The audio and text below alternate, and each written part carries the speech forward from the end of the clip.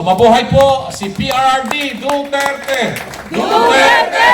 Duterte! Duterte! Duterte! Ayan, at mabuhay din po ang PDP laban. Mabuhay! Mabuhay ang sambayanang Pilipino. Mabuhay! Mabuhay ang Pilipinas. Mabuhay! Mabuhay ang Panginoong Diyos. Natin dito na napag-usapan, more particularly this particular segment, ay crucial ang role ng local government units. At ang tingin natin, si Tatay Nene Pimentel, he is the champion of local autonomy in the Philippines. Siya yung nag-akda ng local government code. He has really espoused about greater autonomy. In fact, doon sa ating 1987 Constitution, the inclusion of ARMM and the Cordilleras to become regional autonomous governments, alam ko si Tatay Nene ang talagang masigasig dyan. At actually, ito ang mas gusto nating mangyari sana. Kung sakaling magkaroon ng charter change, yung talagang totoong magbabago ng saligang batas, kung hindi natin maipapilit pa yung federalismo kaagad, dahil maraming nagsasabi, hindi tayo handa dyan at maraming gastusin dyan, magtatayo tayo ng mga state governments, then we don't need to create new state governments. What we can do is create new autonomous governments, just like what we have now in BRMM, and give them greater autonomous powers. So, pakinggan natin ang Yorme ng Pasay. Yan. Thank you po. Magandang gabi po sa inyo. Magandang umaga sa inyo lahat. Of course, kay Kuya Raul, sir. Sa aking kaibigan. Alam niyo po, sa local government po ay talagang medyo may pagkakaiba ng kaunti. Kasi siyempre kami, mababa lang, maliit lang yung nasasakupan namin. Pero nakakalungkot dahil dapat sa amin din nag-uumpisa po eh. Katulad like sa senior citizen, no po, nandito po yung isang aking kagawad at isang presidente ng senior sa Pasay City. At marami din pong sinusuong na problema ang ating mga senior citizen at Pangulo sa lungsod ng Pasay. Dahil siyempre, katulad na sinabi nyo nga po, meron nga po tayong binibigay ang ating national government na halagang 500 pesos. Pero ngayon po yata ginawa 600 po ba yun? 600 po every semi-annual. Galing siguro sa inyo. Alam ko national po ba 1,000? Sabi ni Sir. Pero wala po natatanggap yata mo na 1,000. Baka po hindi siya intelligent. Kanina yung pinag-uusapan natin. Pero isa lang po yun, bilang ako po ay naging 3 terms city councilor ng lungsod ng Pasay. Ang nakita ko po doon at ang aking naging pangarap, tulad din ng pangarap ng ating mahal na Pangulo, Tatay Digong. Kasi nakita ko sa kanya yung puso. Makatao, makabayan, makadiyos. Napakalaga sa isang nanunungkulan o isang leader na nakita ko sa kanya, siya ay tunay na ama ng bansa. Mahalaga ang ating leader. Maramdaman natin na siya ay tunay na ama o kaya ay tunay na ina. Depende po kung sino yung leader natin Ito po. Siyempre po, nakita ko sa kanya, ng panahon niya, takot ang mga mayors, takot ang mga congressman, takot yung mga illegal na gumagawa, yung mga drug lord, yung nagbebenta, nawawala sa Pasay. Correct. Ngayon bumalik. Dagdagan pa? Yung mga kaibigan ko, mga mayors sa Leyte, sabi niya, Wawi, hirap na hirap kami, nagbalikan sila. Ayaw na namin bumalik ang mga illegal dito, lalo na drugs. Kahit po kami, hirap na hirap kami. Dahil alam namin kung ano nangyayari, kung ano yung resulta sa aming bayan kapag talamak ang adik. Yun ang pinaka-worst sa lahat na nakikita natin Dahil tumataas ang krimen ng ating bayan. Pati nga po yung ating COMELEC, di ba sir? Nadukot yung bag sa Pasay. No? Nakahiya no? Opo, si COMELEC George. Opo. nadukutan siya ng bag niya, na nandun ang cellphone, 12,000 pesos po ang laman. Nakakahiya din naman po yun. Pero siguro naman, at natitiyak ko, hindi naman tiga-Pasay yun. Mga dayuhan lang po yun. Alam ko naman na ang mga tiga-Pasay ay nagsisikap maghanap buhay. Kahit maliit ang kinikita, basta marangal, kami po doon ay sama-sama.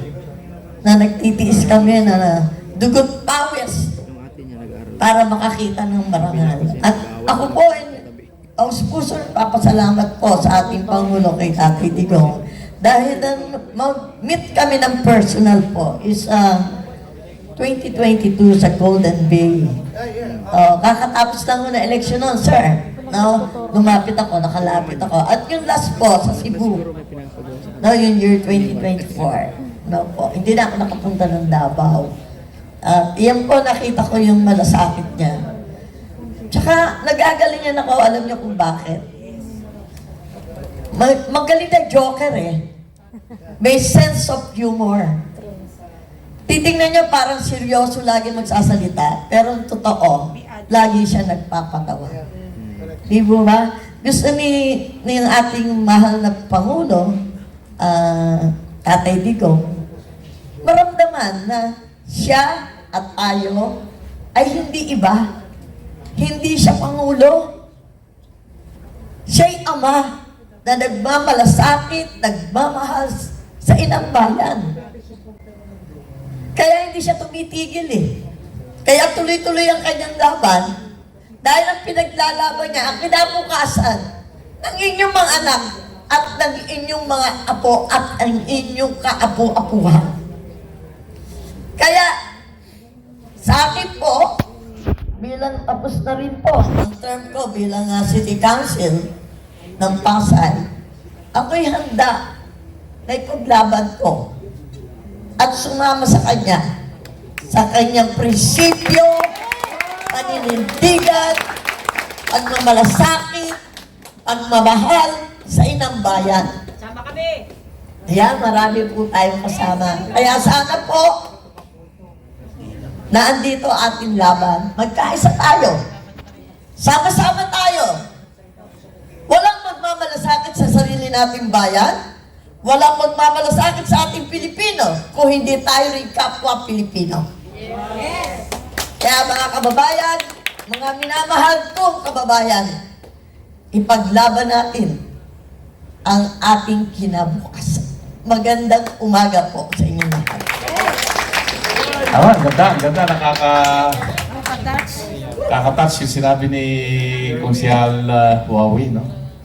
At yun talaga yung importante sa atin ngayon, yung may pusong liderato para magserbisyo ng totoo para sa tao. Pag walang puso yung liderato, hindi magsiservisyo ng totoo yan. Hindi makakatulong sa tao. At muli, yung ating mga migrant workers, sabi mo kanina, ang laki-laki ng tulong nila sa ekonomiya natin. I think umaabot ng about 9% of our total GDP yung kanilang contribution with remittance recorded of more than $38.6 billion every year. Yan ang recorded. Paano yung mga hindi recorded? Yung mga padala-padala, di na bibigyan sila kuminsan na, pababa mo yan, punta ka rito, $200, $500, hindi na yun nare-report sa ating Bangko Sentral. So, ang tingin ko, maabot ng mga $40 billion yan, which is much, much higher than our total exports of product to China and to the USA combined. So ganun kalaki yung tulong ng ating mga migrant workers. Kaya talagang sila yung modernong bayani. Pero alalahanin natin yung sakripisyo nila sa kanilang ginagawang pagtatrabaho sa ibang bansa. Yung social cost na banggit ni Coco kanina, na yung isang OFW, hindi lang isa, halos lahat ng mga tumagal na nagtrabaho sa ibang bansa na hindi nila na asikaso o kaya nakakasama, nakasalungo ang kanilang mga pamilya, lalong-lalo na yung mga anak nila, lumaki, tumanda na yung mga bata, na halos hindi nila kilala yung kanilang nanay or tatay. yan ang isang malaking social cost, which sa tingin ko, dapat nang masolusyonan niya ng pamahalaan. Kung hindi man kaagad, sa mga susunod na pamahalaan natin. At PDP Laban, ang partido na patuloy niyang ipaglalaban ang pagkakaroon ng magandang hanap buhay ng ating mga mamamayan. Dito sa ating bansa, gawin natin na ang ating bansa would be a manufacturing country at magkaroon ng maraming trabaho ang ating mga mamamayan dito. So, any other word? Nakalimutan ko lang sabihin, no, yung senior citizen, Republic Act 11223, Universal Healthcare Law was signed by PRRT in 2019. Ito yung pag senior citizen ka, member ka na ng PhilHealth kahit hindi ka nag-contribute. Yes. Okay. Baka yun, pwede pa yun.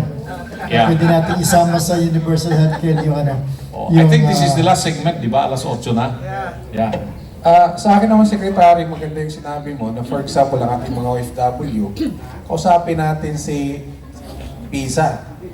Na yung mga company, for example, sa maraming mga Filipino natin, sila na-invite natin sa Pilipinas para dito na sila mamuhunan, para hindi na iwanan ng mga OFW yung kanilang pamilya. I think kailangan tayo mag-propose ng amendment sa RA 7916 kasi yung PESA incentives binago ng train law. Yun yung isang reason bakit maraming investors, foreign investors ang nagdadalawang isip kasi yung Pilipinas pabago-bago pagdating sa incentives sa Yeah, I agree with that observation. Patungkol pa rin sa ating mga migrant workers sa partido natin. Other than yung napag-usapan namin nung nagkaroon kami ng pagpupulong with the members of the National Executive Committee very recently, gusto ko lang i-announce sa lahat that we're going to strengthen our party by building up different chapters locally and internationally.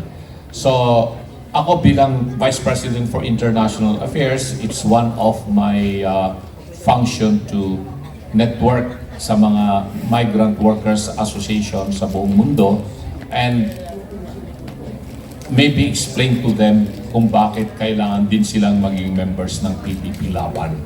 So we will be establishing our branches, not really chapters in a way, but migrant workers who will become members of PDP Laban. Kami ang bibisita po dyan sa inyo, but we are now scheduling yung tinatawag nating basic membership seminar to be undertaken by the Committee on Education, headed by our very own beautiful chairperson, Penny Belmonte, our beauty queen. Yeah. And of course, with the membership committee and legal committee assisting para magkaroon ng Zoom meeting ang ating mga migrant workers and even the other local leaders all over the country para mas lalo po niyong maintindihan at madaman nyo sa inyong puso yung pagiging membro po ng PDP Laban. So, yun na. Paalam na tayo.